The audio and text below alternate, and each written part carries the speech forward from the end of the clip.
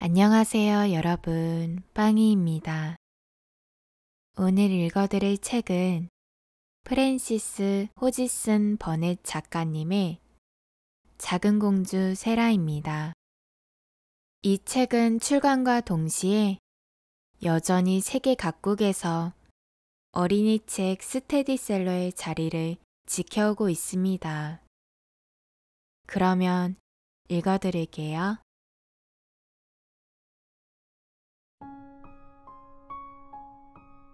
누런 안개가 자욱하게 내려앉은 런던 거리. 밤처럼 가로등이 빛나고 상점 유리창에 등불이 환히 켜진 오래전 어느 어두운 겨울날이었다.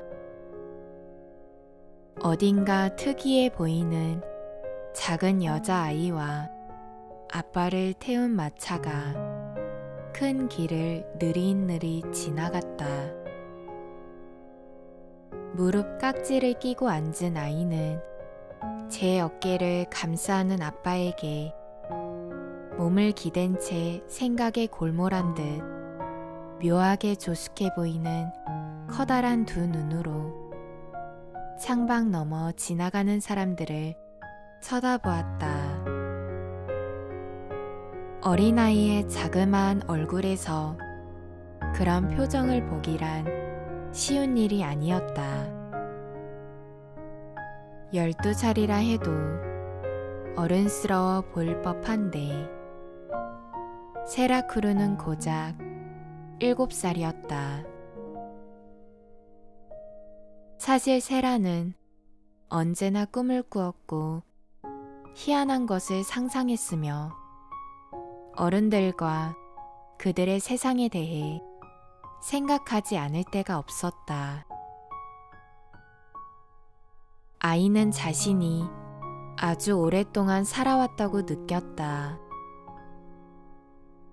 이때 세라는 아빠 크루 대위와 함께 봄베이를 떠나 막 도착한 이곳 런던까지의 여행을 머릿속에 그려보고 있었다. 커다란 배와 그 위를 조용히 오가는 라스카와 뜨거운 갑판에서 뛰노는 아이들.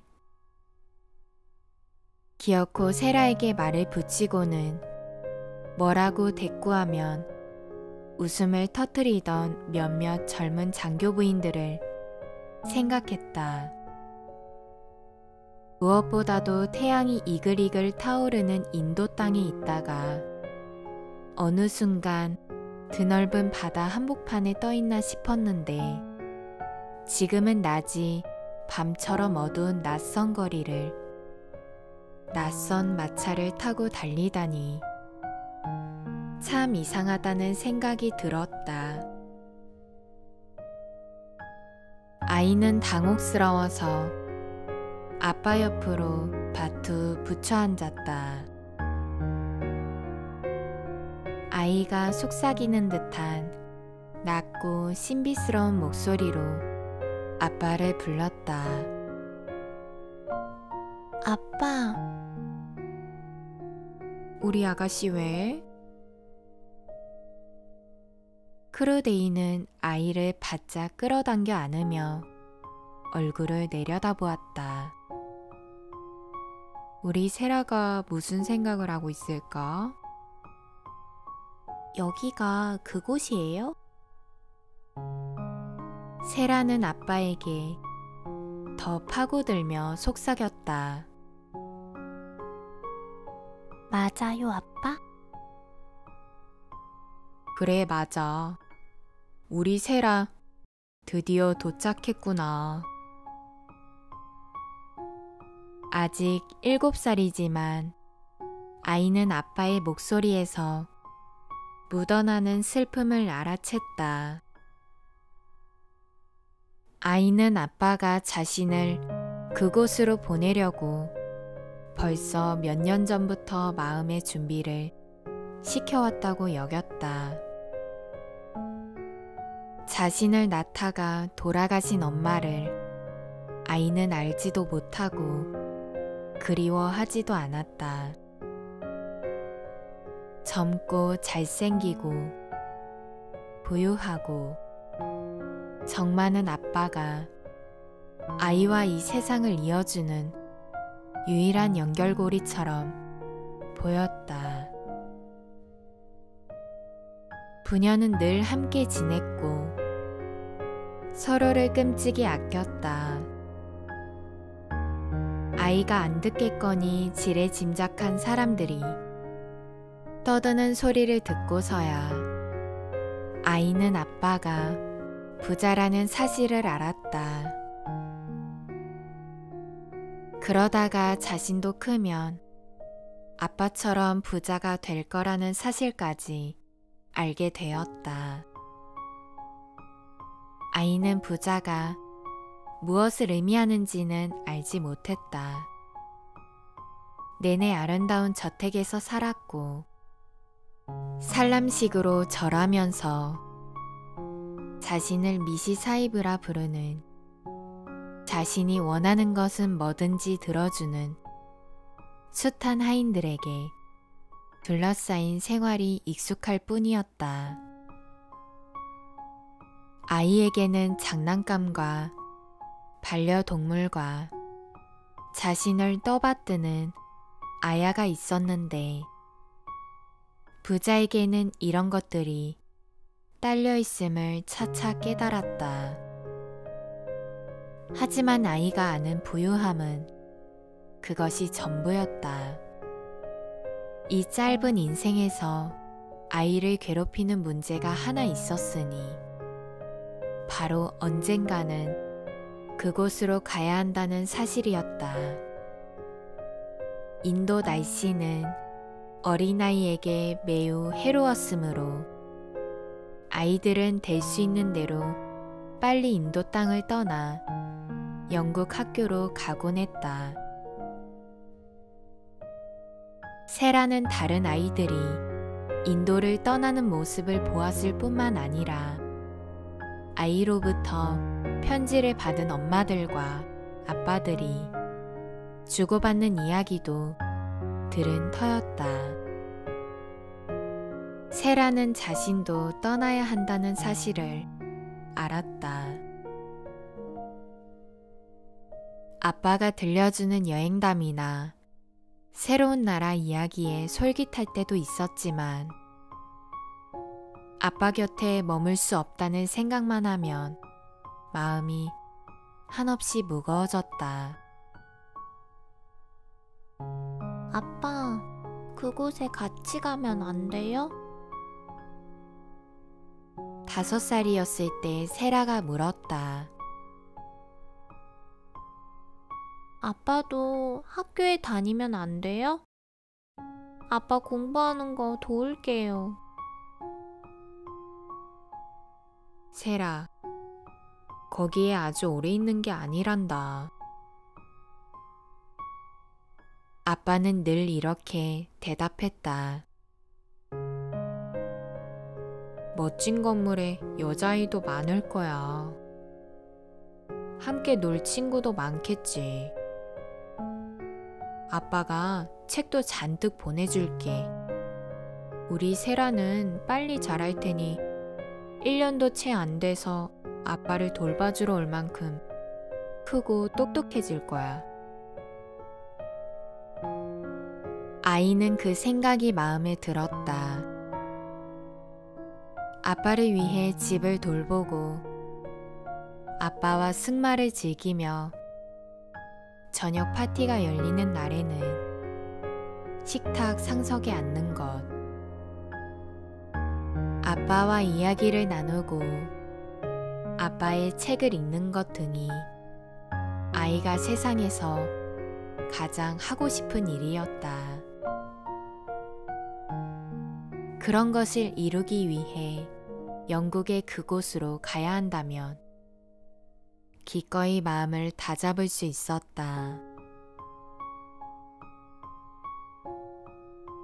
여자아이들이 있다는 것에 마음이 더 끌리지는 않았지만 읽을 책이 많다면 충분히 위안을 삼을 만했다.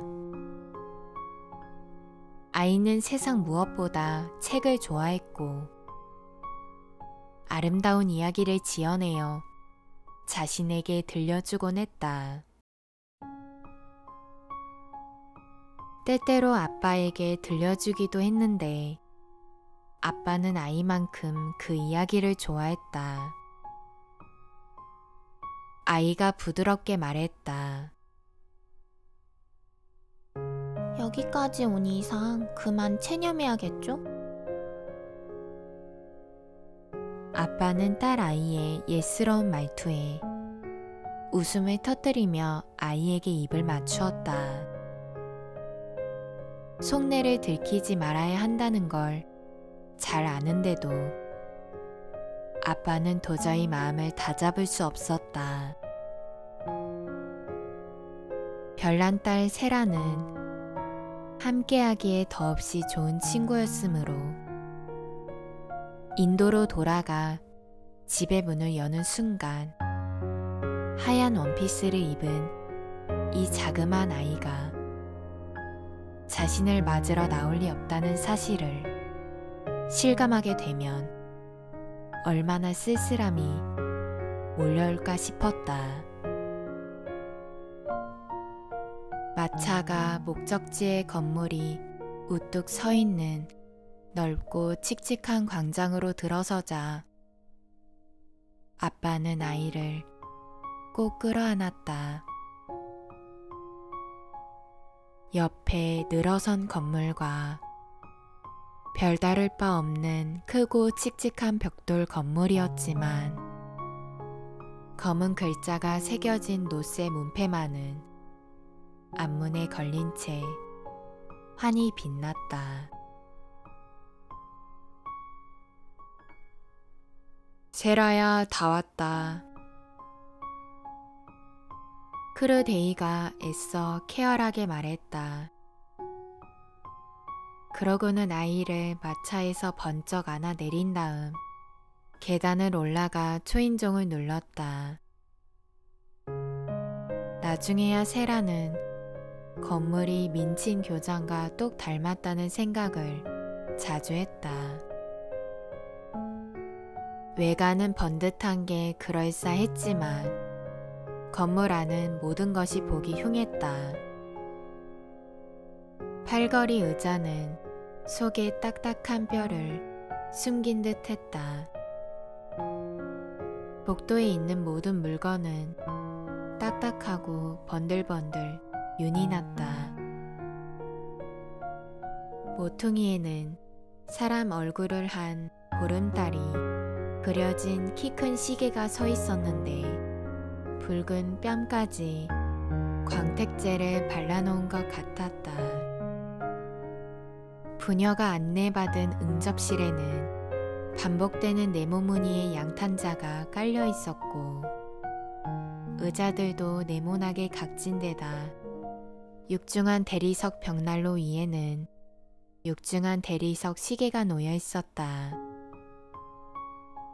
세라는 딱딱한 마호가니 의자에 앉아 주위를 재빨리 둘러보았다.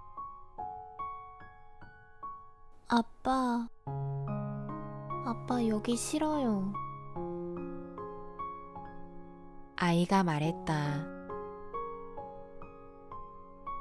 그래도 감히 말하자면 군인이라도, 아무리 용감한 군인이라도 전쟁터에 나가는 걸 좋아하진 않겠지요. 크루데이는 와락 웃음을 터뜨렸다. 생기 가득한 젊은 아빠는 딸이 어떤 엉뚱한 말을 해도 질리지 않았다. 아, 우리 세라. 아빠가 말했다. 이렇게 진지한 말을 해주는 사람이 없으면 아빠는 어떻게 살지? 우리 세라만큼 진지한 사람이 있을까? 근데 진지한 말이 왜 그렇게 웃겨요? 세라가 물었다. 그렇게 말하는 우리 세라가 정말 귀여워서. 아빠가 한층 더 웃으며 대답했다. 그러더니 벼랑간 아이를 품 안에 안고는 꼭 입을 맞추었다. 웃음기가 거친 눈가에는 당장이라도 이슬이 맺힐 것 같았다. 바로 그때 민친 교장이 응접실에 들어섰다. 키는 큰데 따분해 보이고 번듯하지만 보기 흉한 것이 건물과 똑같다고 세라는 생각했다. 커다란 눈은 차갑고 의문스러워 보였고 커다란 미소 역시 차갑고 의문스러워 보이기는 마찬가지였다. 세라와 크루데이를 보자 교장의 입가에 활짝 미소가 떠올랐다. 자기 학교를 추천해준 부인에게서 이미 이 젊은 장교에 관한 호의적인 이야기를 많이 들어온 터였다. 그 중에서 특히 기억할 만한 이야기는 이 부자 아빠가 이런 딸에게 아낌없이 돈을 쓴다는 것이었다. 따님처럼 예쁘고 영특한 아이를 맡게 되다니 영광입니다, 크루데이님. 교장이 세라의 손을 잡고 어루만지면서 말했다. 메로디스 부인이 똑똑한 아이라고 칭찬을 아끼지 않더군요. 우리 학교에서 똑똑한 아이는 그 자체로 보물이에요. 세라는 민친 교장의 얼굴에 시선을 고정한 채 가만히 서 있었다. 아이는 언제나처럼 엉뚱한 생각에 빠져들었다. 나를 왜 예쁘다고 하지? 아이는 생각했다. 난 하나도 예쁘지 않은데. 예쁜 아이라면 그레인지 대령님의 딸 이소벨이지.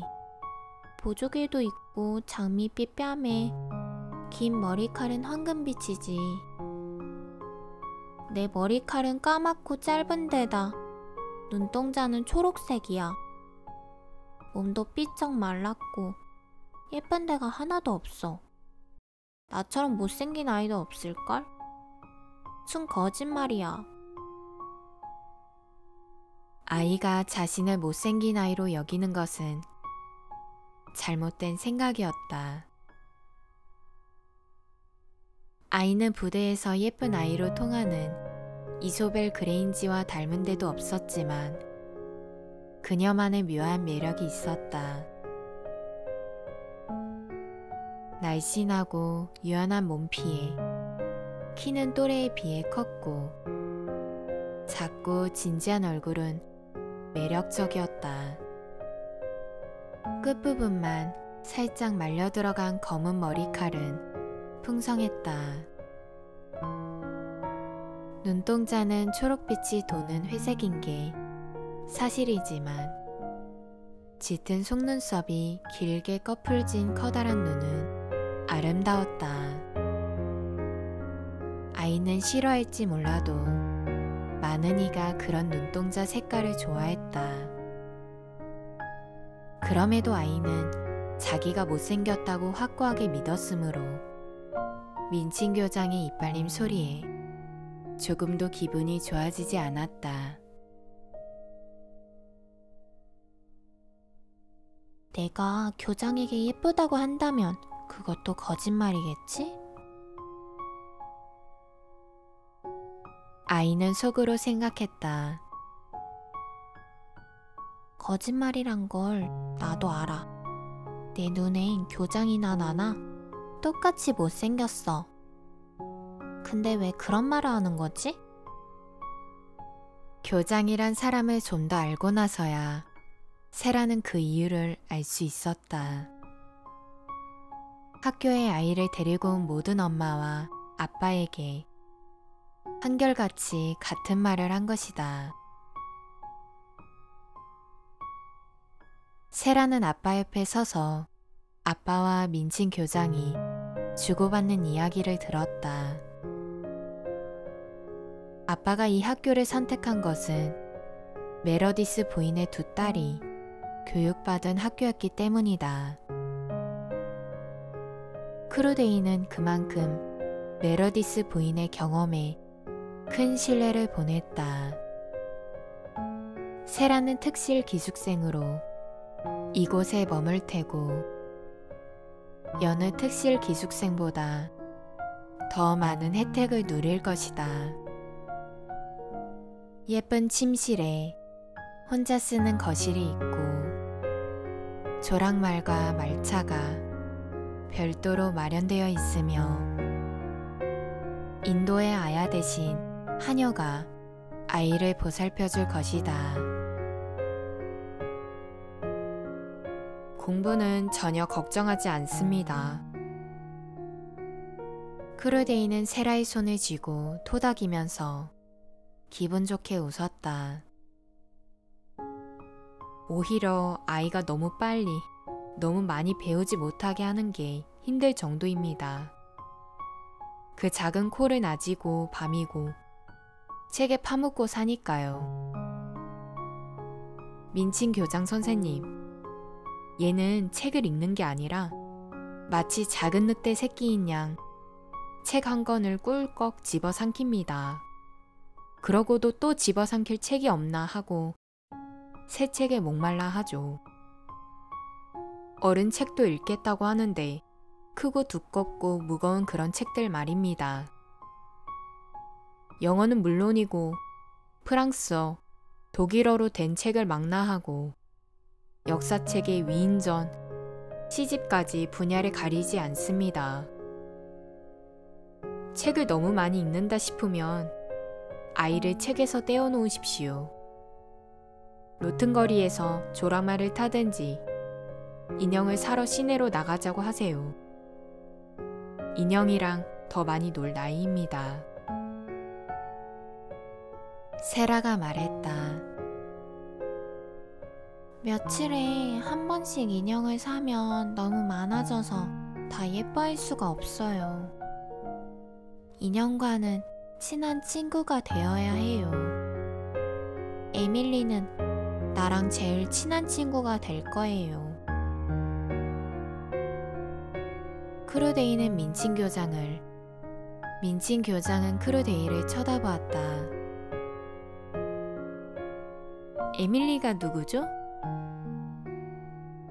교장이 물었다. 교장 선생님께 말씀드려 세라. 크루데이가 웃는 얼굴로 말했다. 대답하는 동안 세라의 노케색 눈동자가 사뭇 진지해지더니 일순간 부드러워졌다. 인형인데 아직 저한테 없어요. 세라가 말했다. 아빠가 사주실 거예요. 아빠랑 같이 찾아볼 거예요. 제가 에밀리라고 이름 붙였어요. 아빠가 인도로 가시면 제 친구가 되어줄 거예요. 에밀리에게 아빠 얘기를 들려주고 싶어요. 민친 교장은 예의 그 음흉스러운 미소를 활짝 지어 보이며 아첨하는 말을 쏟아냈다. 상상력이 풍부한 아이구나. 교장이 말했다. 귀엽기도 해라. 그럼요. 크루데이가 세라를 끌어당겨 안으며 대답했다. 귀엽고 말고요. 저 대신 잘 돌봐주십시오, 민친 교장 선생님. 세라는 아빠와 함께 호텔에 며칠 더 머물렀다. 사실 아빠가 인도행 배에 오를 때까지 한시도 아빠 곁을 떠나지 않았다. 아빠와 아이는 시내의 큰 상점 여기저기를 둘러보며 물건을 한 알음씩 샀다. 아이에게 필요한 것보다 훨씬 많았다.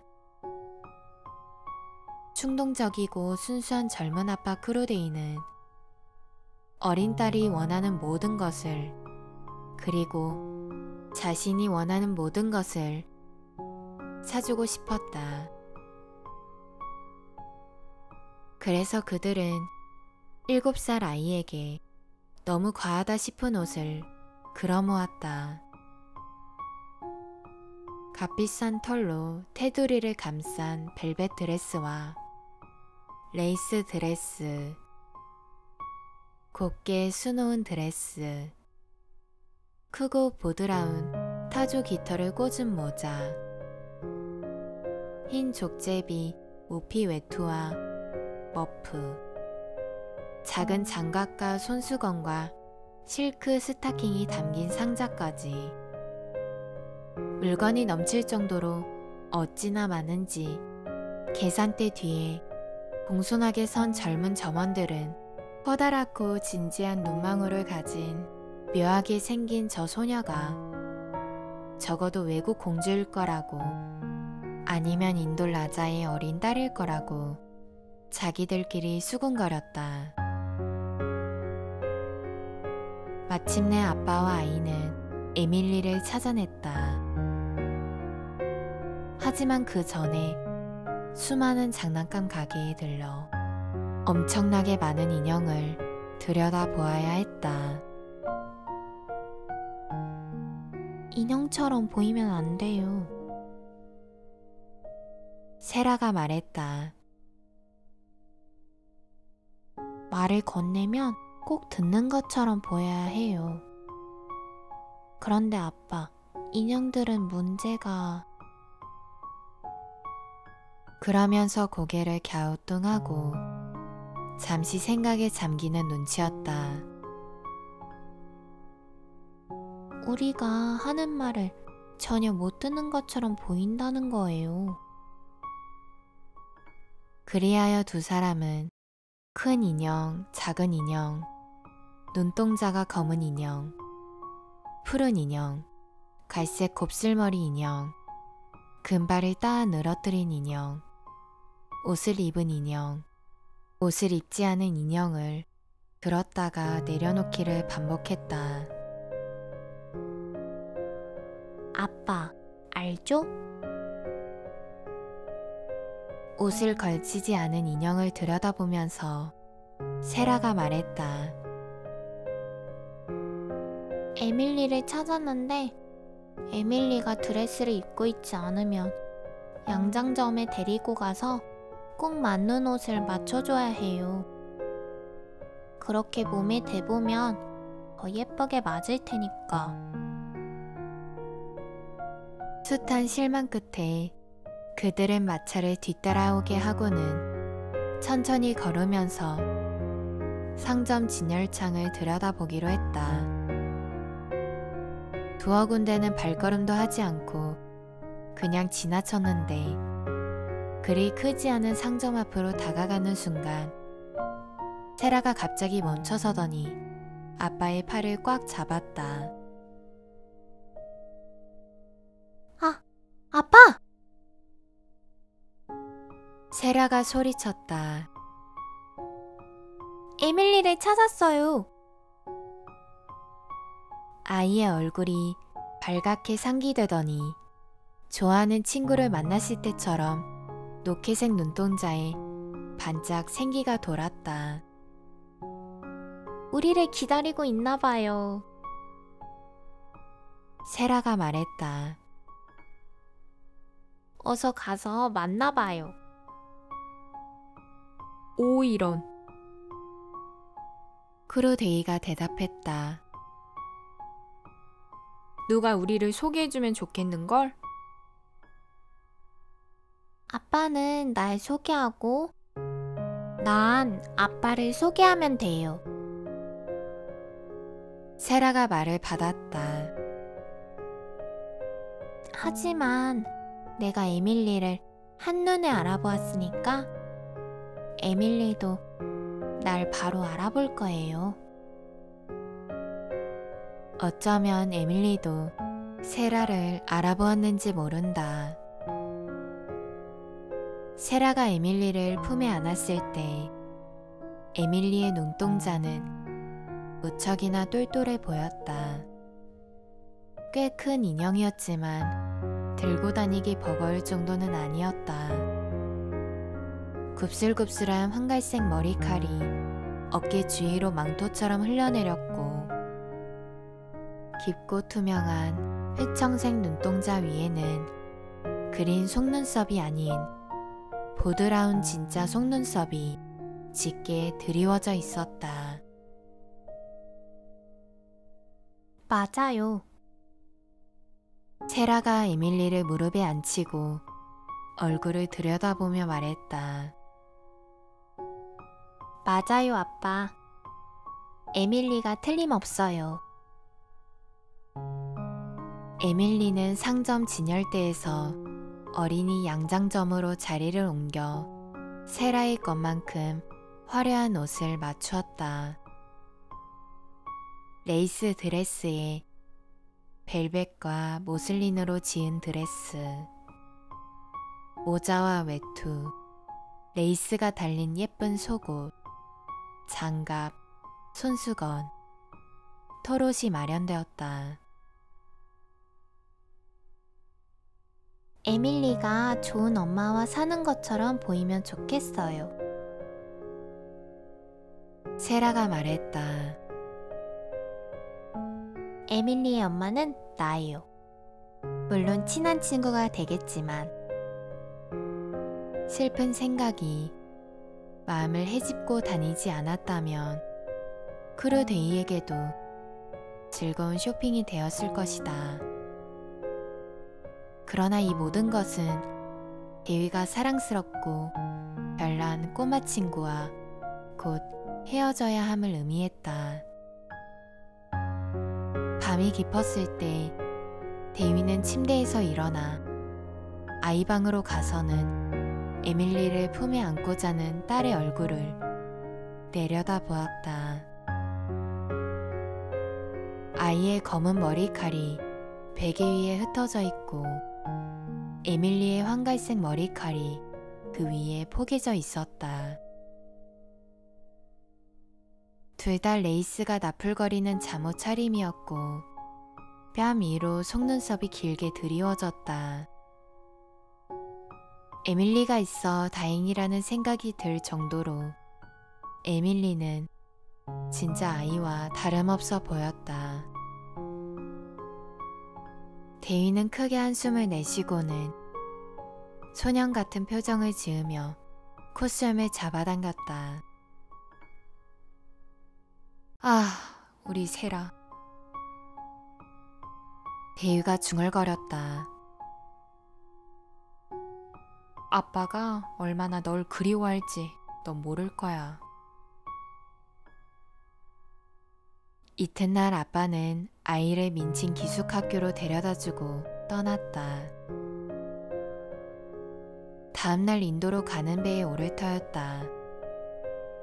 아빠는 민친 교장에게 자신의 변호사 베로 씨와 스키버스 씨가 영국에서 진행되는 일을 봐줄 것이며 도움이 필요하면 언제든 변호사에게 연락하라고, 세라에게 들어간 경비는 변호사가 처리해 줄 것이라는 등의 설명을 했다.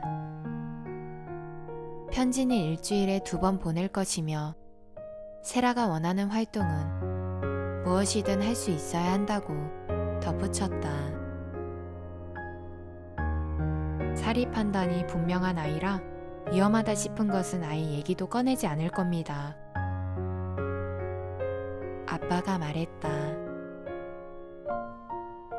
아빠는 앞으로 아이가 쓸 자그마한 거실로 가서 아이와 작별 인사를 나누었다. 세라는 아빠 무릎에 앉아 작은 손으로 외투 옷깃을 붙잡고는 아빠의 얼굴을 오래오래 응시했다. 아빠를 마음에 새기는 거야, 우리 세라? 아빠가 아이의 머리를 쓰다듬으면서 물었다. 아니요. 아이가 대답했다. 이미 새겨져 있는걸요? 제 마음속 깊이. 아빠와 아이는 서로를 꼭 끌어안고는 절대 놓아주지 않겠다는 듯이 입을 맞추었다. 세라는 거실 바닥에 턱을 괴고 앉아 마차가 정문에서 멀어져 광장 모퉁이를 지나 사라질 때까지 쳐다보았다. 아이 곁에 앉은 에밀리도 마차 뒤를 눈으로 쫓았다. 민칭 교장은 어밀리아 선생을 보내 아이 상태가 어떤지 확인하게 했지만 방 앞에 온 어밀리아는 문을 열 수 없었다. 문을 잠갔어요. 방 안에서 공손하면서도 기이한 목소리가 들려왔다. 괜찮다면 혼자 있고 싶어요. 어밀리아 선생은 땅딸막하고 뚱뚱한 여자로 언니를 무서워했다. 언니보다는 심성이 고왔지만 민칭 교장의 뜻을 거역하는 법이 없었다. 아래층으로 내려가는 어밀리아의 얼굴이 거의 겁에 질린 듯 했다. 언니, 저렇게 별나고 조숙한 아이가 또 있을까? 어밀리아가 말했다.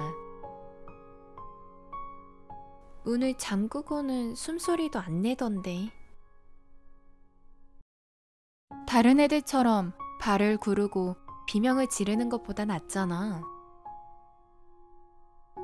민칭 교장이 대꾸했다. 공주처럼 잘한 아이라서 학교를 다 뒤집어 놓을 줄 알았더니 원하는 거 다 하면서 잘한 아이 아니니? 아이 가방을 열어 물건을 꺼냈는데 말이야.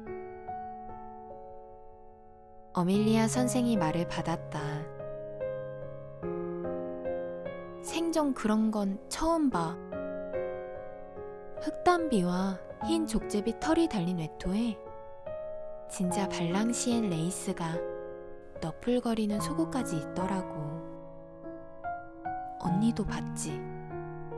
어떻게 생각해? 진짜 웃기는 일이지. 민칭 교장이 날이 선 목소리로 대꾸했다. 하지만 주일날 교회 가는 길에 아이들 맨 앞에 세우면 보기에는 근사할 거야. 작은 공주처럼 없는 게 없는 아이잖아. 크루데이가 연신 뒤돌아보면서 도저히 멈출 수 없다는 듯 팔을 흔들고 손키스를 보내는 동안 문을 잠근 위층 방에서 세라와 에밀리는 바닥에 앉아 마차가 사라져가는 길 모퉁이를 오래도록 바라보았다.